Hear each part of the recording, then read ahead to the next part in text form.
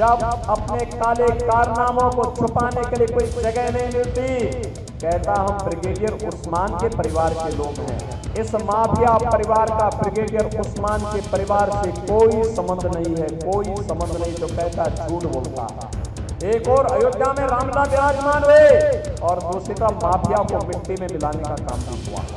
कोई मुसलमान भी अपने पुत्र का नाम औरंगजेब नहीं रखता, क्योंकि औरंगजेब ने पहले अपने भाई की हत्या की, औरंगजेब ने फिर अपने बाप को जेल में बंद किया।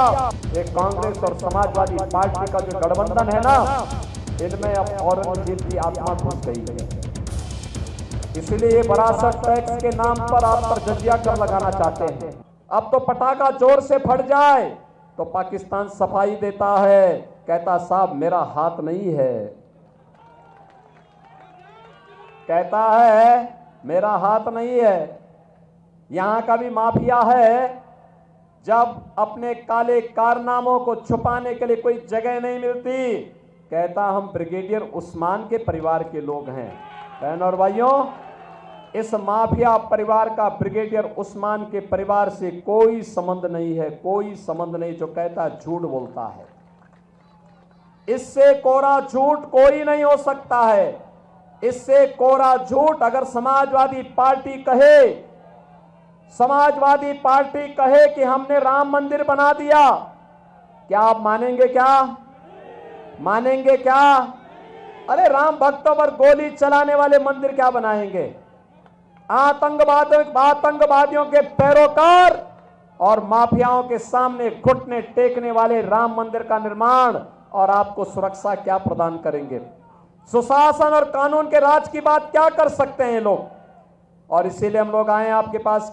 अब आप सोचो, जिस भगवान राम ने हमें हजारों वर्ष पहले आतंकवाद से मुक्त किया था, अभय जीवन प्रदान किया था, आज जब अयोध्या में रामलला विराजमान हुए हैं तो पुण्य के भागीदार तो हम और आप ही सब लोग बने हैं ना। अरे ये सच है कि मोदी जी के नेतृत्व में सफलता प्राप्त हुई, लेकिन श्रेय तो आपको जाता है। जिसने कमल के चुनाव चिन्ह पर वोट दिया है, वह हर व्यक्ति श्रेय को लेने का अधिकारी है। और इसलिए मैं आपसे कहने के लिए आया हूं, एक तरफ राम मंदिर का श्रेय आपके साथ और दूसरी तरफ है अपने पापाचार, अपने अनाचार, अपने भ्रष्टाचार के कारण आकंठ बेईमानी में घुसे हुए समाजवादी और कांग्रेस का एक गठबंधन। ये कहते हैं कि सत्ता में आएंगे तो पर्सनल लॉ लागू करेंगे। पर्सनल लॉ का मतलब आप जानते हैं?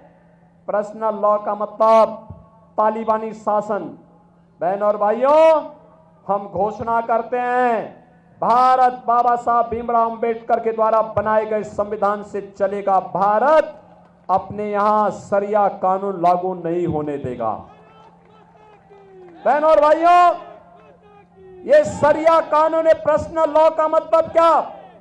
इसका मतलब है महिला बेटी स्कूल नहीं जा सकती, महिलाएं मार्केट नहीं जा सकती, घर के अंदर बुर्का पहन करके दुपट के रहना पड़ेगा उन्हें। 3 तलाक की कुप्रथा को ये फिर से लागू करना चाहते हैं। हम इसे भारत की धरती पे फिर से लागू नहीं होने देंगे, भाजपा की घोषणा है। औरंगजेब एक क्रूर बादशाह हुआ था मुगलों का। कोई मुसलमान भी अपने पुत्र का नाम औरंगजेब नहीं रखता, क्योंकि औरंगजेब ने पहले अपने भाई की हत्या की, औरंगजेब ने फिर अपने बाप को जेल में बंद किया।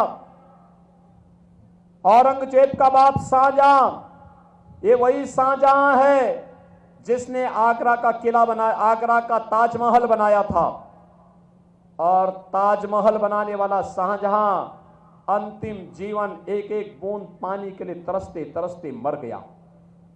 उसने अपनी जीवनी में लिखा कि दुष्ट औरंगजेब, तो जैसा पुत्र कभी किसी को पैदा न हो। तूने जीते जी मुझे एक एक बूंद पानी के लिए तरसाया है, और तुझसे अच्छा तो ये हिंदू है, अपने पूर्वजों का, बड़े बुजुर्गों का सम्मान करता है और मरने के बाद भी श्राद्ध और तर्पण के माध्यम से उन्हें जल देने का काम करता है। तूने तो मुझे एक एक बूंद पानी के लिए तरसाया है। बहनों और भाइयों, ये कांग्रेस और समाजवादी पार्टी का जो गठबंधन है ना, इनमें अब औरंगजेब की आत्मा घुस गई है। इसलिए ये विरासत टैक्स के नाम पर आप पर जजिया कर लगाना चाहते हैं। इसको कतई नहीं होने देना। औरंगजेब को फिर से भारत में नहीं पनपने देना है, उसको दफन ही रहने देना है। हमने इसीलिए तो एक और अयोध्या में रामलला विराजमान हुए और दूसरी तरफ माफिया को मिट्टी में मिलाने का काम भी हुआ।